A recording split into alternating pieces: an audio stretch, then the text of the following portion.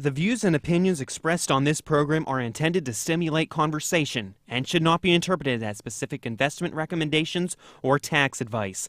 Before investing or employing a tax planning strategy, always seek the help of qualified professionals.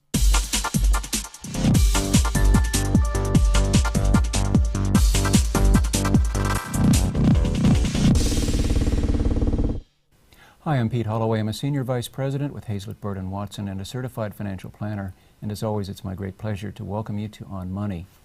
One of the shows that we did about 1.5 years ago involved today's guest, Tim Greene. The subject at that time used two words that were fairly new to all of us, Marcellus Shale. The scope and impact of Marcellus Shale on our viewing area was not yet apparent. Obviously, that perception and the landscape has changed. Let's discuss those changes with Tim. Tim has a B.S. in Business Administration from West Virginia State University and Institute and his coursework towards his M.S. in Environmental Science at Marshall University.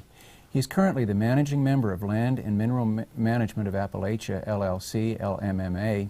LMMA assists mineral owners with lease negotiations and the management of their minerals. He worked with Gaddy Engineering from May of 2005 until August of 2010. Tim's responsibilities included the acquisition, leasing, and management of oil and gas properties for Gaddy Engineering Company clients, as well as developing new business opportunities. He's married and has 2 children. He has a long way to go on his resume, but I would rather talk to him. Thank you for coming, and we're glad you're here. I appreciate it. Now, tell us about what you do and what your firm does. We, again, as we said, we assist mineral and surface owners in the management of their property. A lot of that could mean different things. As you've seen up here, a lot of it has meant leasing the property or now building right-of-ways or negotiating pipeline right-of-way agreements. That also, you're starting to see wells drilled, not very many pipelines laid yet, but you're starting to see the activity in the operations. We assist in that to help clients understand what's going on and what's going to happen after they have signed that lease. With the lease, we assist attorneys and folks that are negotiating those leases into helping them understand what the future might bring, and from using our past experiences in southern West Virginia and north central West Virginia of what they might see going forward in the operations. You're an engineer. Most people think, well, I should see an attorney and an accountant. Why is it really important to see an engineer too? Well, I'm not an engineer, okay, but I am. What's important is to connect up with an attorney. You always have to use an attorney with the lease documents and right-of-way documents, but connect up or help that attorney connect with somebody that is familiar with the process. A lot of things that have happened or that may happen in the future, you don't know to protect against if you're not familiar of what may happen. A lot of people don't want any surface use of their properties. They're okay with participating in the revenues from the mineral, but they just don't want anything built on the surface. If you don't address that in your lease, you're in effect giving that gas company the right to be on the surface and do a lot of what they want. So if you don't know the questions they ask you, you can get in hot water down the road after the lease is already signed. Okay. Now let me ask you this. Our viewing area now extends to Jefferson County in Ohio, and in Ohio they're using or they're drilling more for the Utica Shale than the Marcellus Shale. Right. Do you assist with that too? Is We it, do. Is it the same? Well, it's the same. The Marcellus Shale is just a geologic formation. The Utica is a geologic formation. They produce different types of product. The Utica is wetter, and it's bringing more of the wet gas that you think of when you're hearing the wet stuff. You know, it's bringing more of that out, and that is very profitable for the gas companies right now. They can take it and ship it somewhere, or we're all talking about cracker plants and all for the area, and they can do things with that product that they don't necessarily do with natural gas. Natural gas tip is right around $3.80 an MCF. Now, quite frankly, not sure what the price for a gallon of this product is, but it's what's making them a lot of the money right now. Okay, and just one other question on that. I noticed that it seems to be Exxon and Hess and other petroleum companies. Is it more petroleum oriented than natural gas? It's more oily. It's more oil of what they're looking for, and when you see people or companies like Exxon and Hess and Shell and those folks coming in, that really tells me that this is the real thing. Mm-hmm. I mean, Oh yeah, they wouldn't be spending here. that kind of money. Right. Now, most people, or a lot of people, have signed on since we talked last, and some still haven't, and some may not because for one reason or not the other they don't want to. Maybe you could address both of those individuals about the people who have already signed, what they should be looking at, and then for the people who have not yet signed, what kinds of things they should be looking for. Those folks, if you've already signed a gas lease, the first thing we recommend is to not worry yourself that you didn't get a perfect deal. There's a lot of folks that have, if they signed for $500 an acre, now they're hearing $5,000 an acre, they're feeling like they got left out. No, it was a point in time, and you did it with the information you had. And they got the best price at that time. And they got the best price at that time. Past that, there is the management of that lease and making sure that the gas company is living up to the letter of what they agreed to. And understanding that you're going to be part of a unit. Water trucks are going to be up and down your road, and they're going to come and want pipeline right-of-ways and water lines put in and all this other stuff that's happening that people are experiencing now, and just manage it the best you can.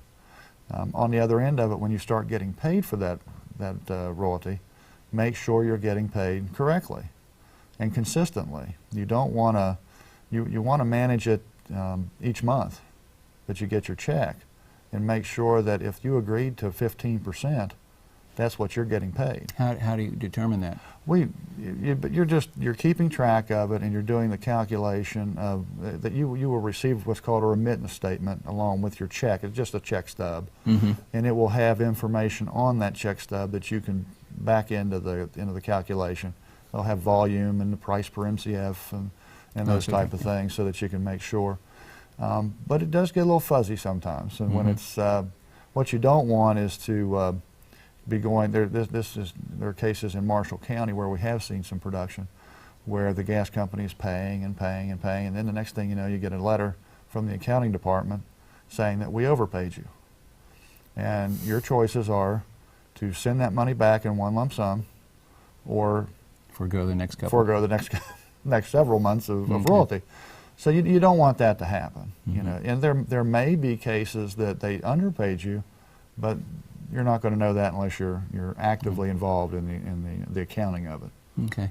Now, for someone who is not yet sold for one reason or another, they may be holding out for a higher price. Right. They may be. In fact, I want to touch on another area in a second about people who are not going to sell for environmental reasons or whatever. Sure. Can the gas be taken from underneath them, and what is to prevent that? Sure.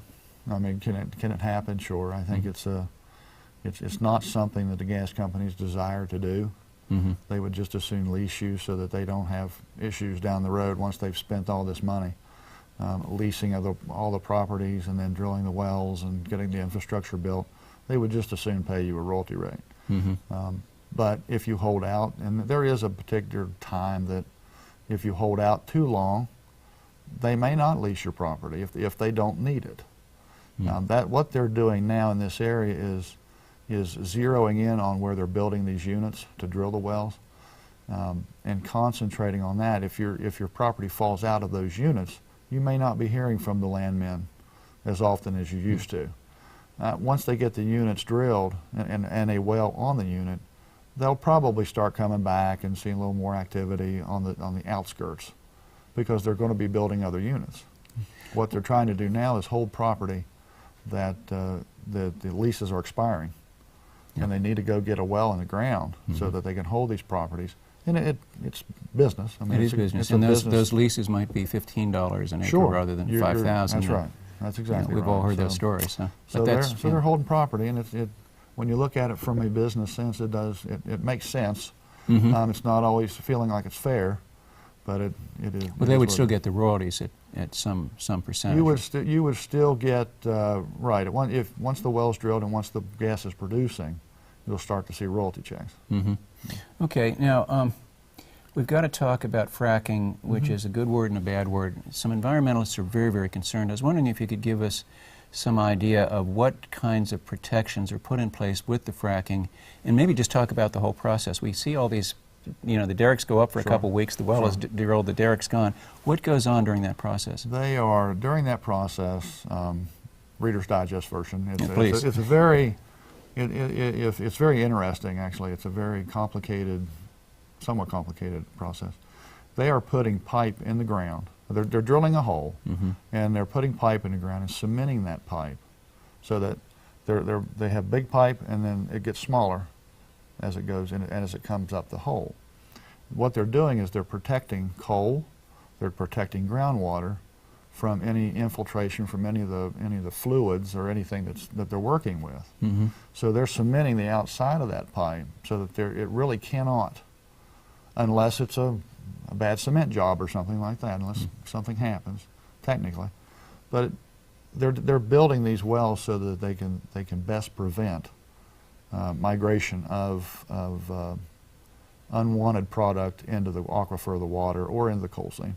Okay, now I understand that there are actually several layers of cement and steel that Around the general hole. Right.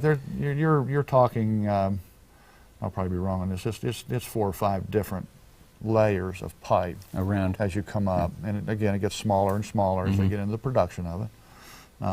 These wells are very large, lots of volume, so the piping is different now than it was for the vertical wells. And it's just a different process right Well, that's one interesting thing, because I want to talk, I've had other guests, I still do not understand how the pipe turns sideways underground, but more importantly, if you had to have if you could only have vertical wells, this area would be just coated with vertical wells, but they can go out, what, a mile or something? Right now it's about a mile. So it's a 2-mile radius that's essentially taken. When we last talked, it was, they were permitting them for about 3,700 feet. And now, a year later, so they're getting better at it. And can you explain what and then the pipe turns sideways? Well, it doesn't actually. It's not a 90-degree turn. It's So a it bends, slope. maybe? Yeah, it does bend a little bit. It's a slope. And then what is the actual fracking process? Fracking process is to put pressure using water. In this case, it's a hydrofrac. Using water, putting pressure on that shale to crack it and to break it. It's breaking the shell to release the gas. You're a mile down and a mile out. It's unlikely that anything's going to contaminate the water aquifer thousands of feet up. If anybody tells you that it's never going to happen, I would question that. But is it highly unlikely? Yeah. It's highly unlikely. We've listened to the geology head of geology at WVU, who was in a meeting and said there was a fellow in the back going, "What's the percentage? 20 or 30% that it won't happen," and he went 0.00001, and the guy went, "Aha!" So it may happen, but it's highly unlikely. It is highly unlikely. Okay, now I've driven around and looked at some of the wells, and it looks like you have to have a permit for each pipe that goes out. Rather than this vertical well, you have to have one permit for. So each one of those is considered to be a separate well. It's considered a different well. And even it's the vertical. Every well has a vertical and then a horizontal, and then a vertical and then a horizontal. And on each pad, they're predicting 6 to 8 of those wells on each pad. So each one of those is a permit. That's why you've seen with the DEP and the regulatory folks that are trying to up the amount of money that is for these permits, so that they can send and hire inspectors for this area. The $10,000. I think it's $10,000 for the first well. And then some amount for each well after that. But it's considered a different permit. Okay. Now, let's talk about, you were alluding to a change that the legislature just put in, what, 6, 8 weeks ago? Yeah, just a couple weeks ago, And have you had a chance to look over that? And a little bit. Okay. Does it sound like it's, I mean, what it did, one thing was that I know Wellsburg and Morgantown said you can't drill under the city. Right. But each one had a different way of stating it. Right. Now it's all, at least it's all similar. Right. Well, I think the Wellsburg and Morgantown were both worried that that the state was not protecting enough. It is a state issue. It would be hard for every town and city in West Virginia to have different rules. Oh yeah, that's one reason. It'd be tough. And this is under the DEP. Would the EPA also monitor these things? No, the EPA, natural gas is regulated by the state. Okay. The EPA sounds like they're probably thinking about it, yeah. They're interested in it, but I'm sure the gas industry will do what it can to stop that from, or hold that off a little while longer. The DEP is, they brought out the new rules. They're certainly helpful in the new rules, but that's not all obviously you're going to see. They're working on them now. Do any other states have this kind of, is it a tax, or what would you call it? Severance tax? The $10,000 per. Oh, the permit fee? That's just Sure, a permit. Do sure, others, that's so a we're permit not fee. non-competitive because Oh, of no, it. no, no, no, no. It's I don't know what Pennsylvania's or Ohio's is, but it's certainly a situation where it costs around $5 million to drill a well. So $10,000. So $10,000 doesn't seem like a lot to that project, but it will be enough for the DEP to hire and to hire the inspectors that they need for this area. How about the severance tax? Is there any kind of severance tax in West Virginia? There is. I believe it's 5%. How does that? Do you know how that compares to Ohio or Texas or places like that? No, if you don't, I'm sorry. No, that's okay. I know Pennsylvania does not have one, and that they're looking at that. I'm sure given where governments are these days financially, they're going to be looking at everything they can. Sure. Well, we've been talking about money. What do you see as the major impacts now and down the road of this money? Now, of course, we're all seeing is the 100-acre farm is now $500,000 to an individual at $5,000 an acre. Right. That's the first payoff. The second payoff will be the royalties. Right. How do you see this impacting us locally and then on a national scale? What I've seen is as an example, hardware store, stores that are now that the gas companies are purchasing from, equipment and things. Local folks that were struggling are no longer struggling, or is not struggling as much. And I think that's an immediate thing that's happening, immediate impact. You're seeing the roads being at least taken care of. Admittedly, they're being damaged they're getting beaten up. Yeah, they're getting beaten up, but the gas companies in the area are trying to take care of that. So there is that immediate thing. Everybody's talking about when are we going to be hired by the gas companies, and I just don't think we're trained enough yet that they can really come in here and hire people to run these rigs and to do the things. I've always said there's if you want to be a geologist, there's a career path for that. If you want to be a petroleum engineer, there's a career path for that. If you want to be a well tender, there's really no career path out of high school. So, or a landman, if you want to work in the land part of the industry, as well liked as it is right now. But if you want to do those kind of things, there is no career path right now for juniors and seniors in high school. And I just think that locally, the colleges and high schools need to start getting some of these folks trained and talking about it and see where it goes. And once I believe I'll put a plug in for the community college. I believe in New Martinsville they're offering, it might even be roustabouting, if that's I think I have seen that. A class yes, in doing that. I have seen that, and that's a great thing. It is, and given jobs these days, as we're well aware in the national economy, any kind of job is good, and these have to be high-paying jobs. Oh, they have to. I don't know. I don't even want to quote it, but they have to be jobs that are paying more than folks are used to. Say 5 years down the road, what would you be? Can you make any predictions about how things would be looking in? 5 years down the road, if infrastructure is built within 5 years, you mean the pipelines? The pipelines. If the pipelines are built, you're probably going to start seeing it being normal.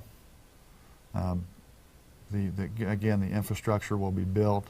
You'll see a lot of activity, I think, with the rigs being on these pads now that they've drilled one well and they're holding property and all, and now they can kind of come in at their leisure and what makes sense to them and drill these wells.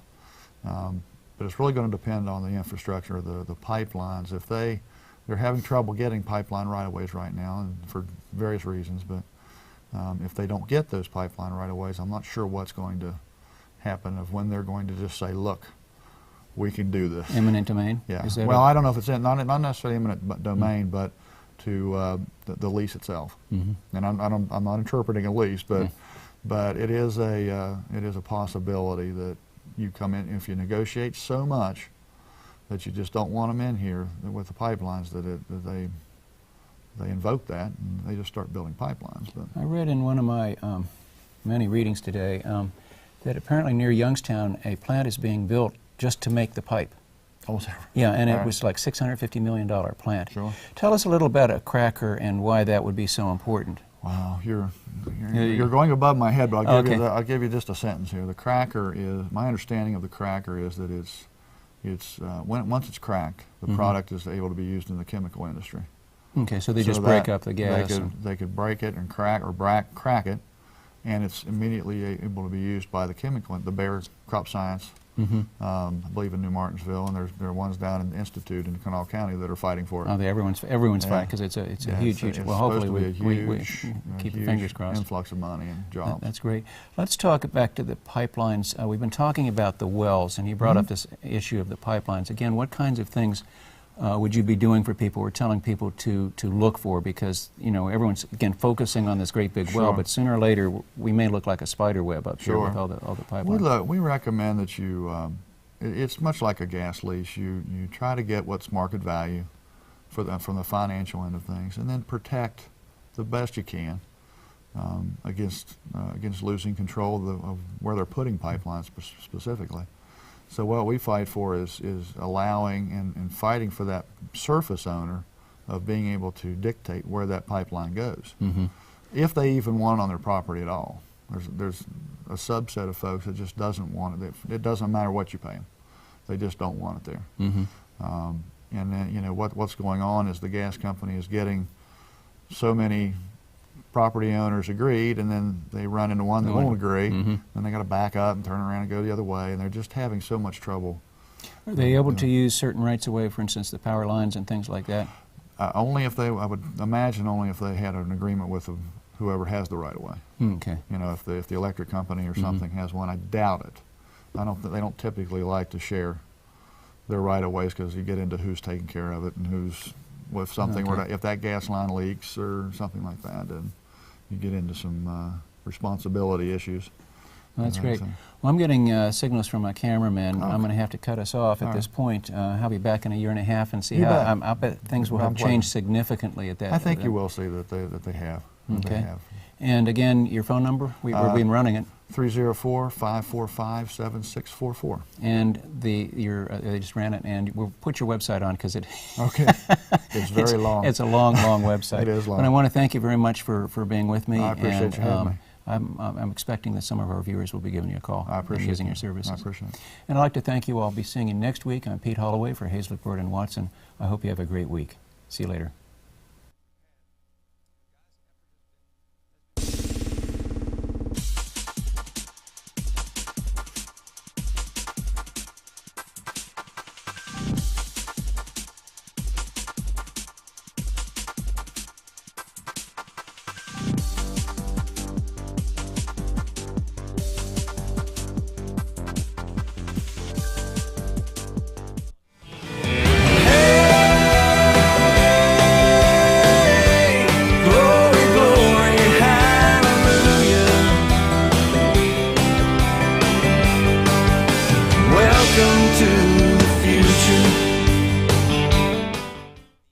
Hi, I'm Angie Zambito, Director of Major Gifts for West Liberty University. Thank you for joining me. We continue to look forward to what the future holds for graduates of West Liberty University. We are so proud of the progress that has been made over a rich 175-year history. Begun as an academy in 1837, West Liberty now stands strong as a growing, vibrant university. Now, let's take a look at some of our College of Arts and Communication students who exemplify progress. My name is Jesse Lenz. I'm originally from Tyler County, Middleburn. I graduated in 2010 from West Liberty University. So I illustrate for magazines and newspapers. I work for magazines like the New York Times, Money Magazine, Time Magazine. I had the cover for Newsweek this week. I also did the cover of the New York Times book review not too long ago. The San Francisco Weekly, LA Weekly, OC Weekly. I really do feel that the best decision in my career, my life, and everything was going to West Liberty. It was the starting point of everything I've had now. Everything from my career to meeting my wife, everything. Like, as cliche as it might sound, like, West Liberty is really one of the reasons I'm a success, because it really puts you in an atmosphere where you can thrive. Your professors work their hardest to enable you to be able to work in the fields while you're in school there. I don't know how many jobs I got my senior year just because my professors heard about it and they sent me an email link to it the equipment that you have to work with is, industry standard. Like the majority of, artists and illustrators I know don't even have as good of equipment as they do in the school. So it puts you into this, this arena where you can do whatever you want, and you can succeed to your level of imagination.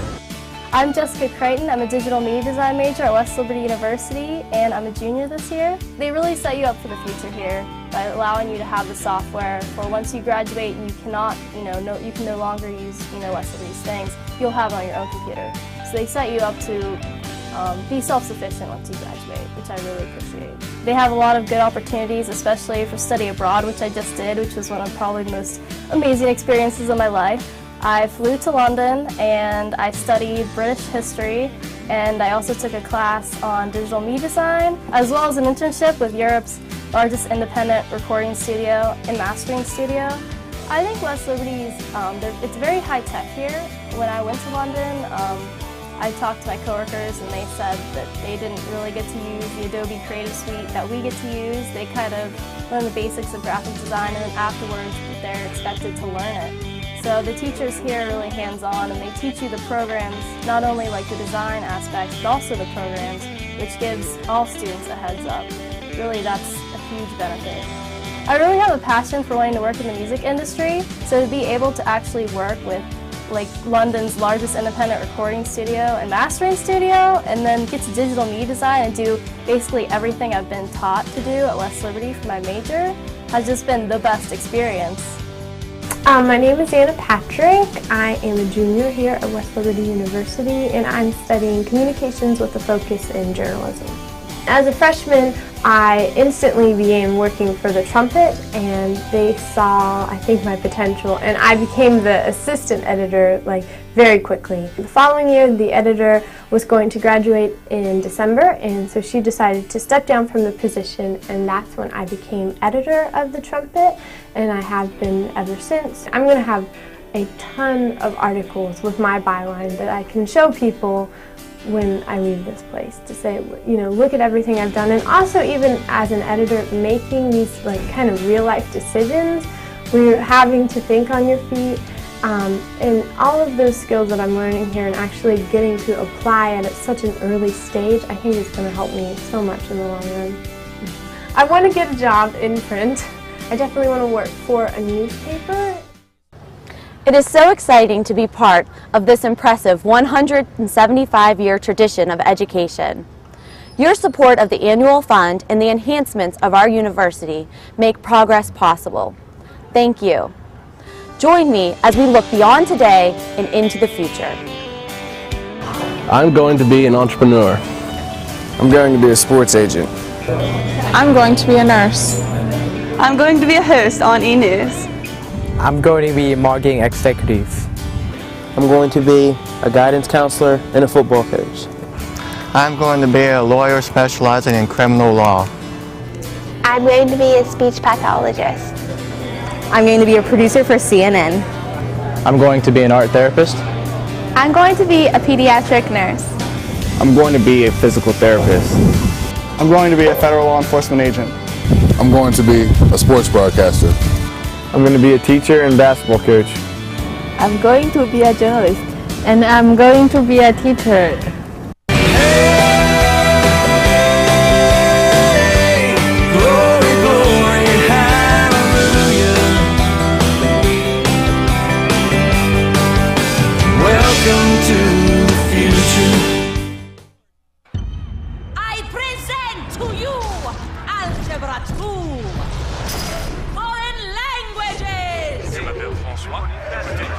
And finally, biology. Who among you will step up to their challenge? Me. Yeah, I'll do it. Me too. Sign me up. Take on the tough classes now. You need them to prepare for college. You're watching West Liberty Television, WLTV Channel 14.